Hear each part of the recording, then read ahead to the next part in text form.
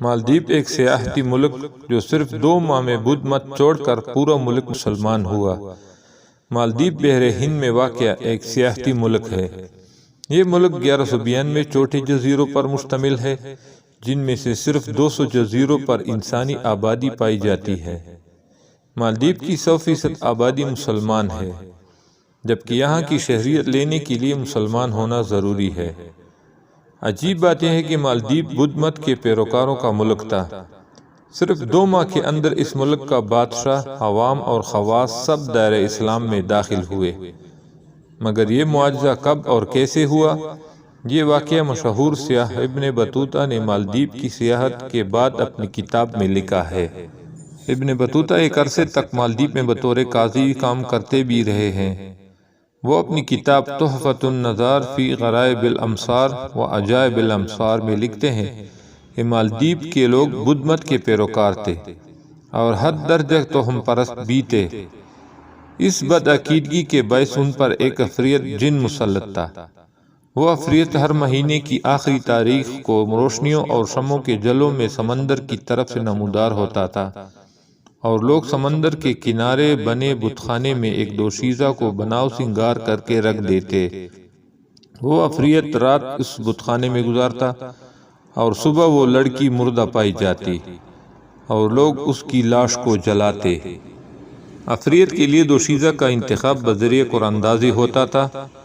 اس بار قرآن اندازی میں ایک بیوہ بڑھیا کی بیٹی کا نام نکل آئی۔ اس پر رو رو کر بڑھیا نڈال ہو چکی تھی۔ گاؤں کے لوگ بھی بڑھیا کے گھر جمع تھے۔ دور سے آئے اس مسافر نے بھی بڑھیا کے گھر کا رخ کیا۔ اس کے استفسار پر اسے سب کچھ بتایا گیا کہ عفریت کے مظالم کتنے بڑھ گئے ہیں۔ مسافر نے بڑھیا کو دلاسا دیا اور عجیب خواہش کا اظہار کیا کہ آج رات آپ کی بیٹی کی جگہ بت خانے میں مجھے بٹھایا جائے۔ پہلے تو وہ لوگ خوف کے مارے نہ مانے کہ عفریت غصہ ہوئے تو ان کا انجام بد ہو سکتا ہے، لیکن مرتا کیا نہ کرتا وہ راضی ہو گئے۔ مسافر نے وضو کیا اور بت خانے میں داخل ہو کر قرآن مجید کی تلاوت شروع کر دی۔ عفریت آیا اور کبھی واپس نہ آنے کے لیے چلا گیا۔ لوگ صبح نہار بت خانے کے باہر جمع ہوئے تاکہ لاش جلائی جا سکے، لیکن مسافر کو زندہ دیکھ کر وہ سکتے میں آ گئے۔ یہ مسافر مشہور مسلم دائی، مبلغ اور سیاح ابو البرکات بربری تھے۔ ابو برکات کی آمد اور عفریت سے 2 ہاتھ ہونے کی خبر جنگل میں آگ کی طرح پھیل گئی۔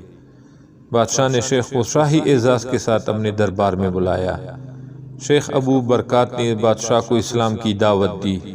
بادشاہ نے اسلام قبول کیا اور صرف 2 ماہ کے اندر مالدیپ کے سب لوگ بدھ مت سے تائب ہو کر مسلمان ہو چکے تھے۔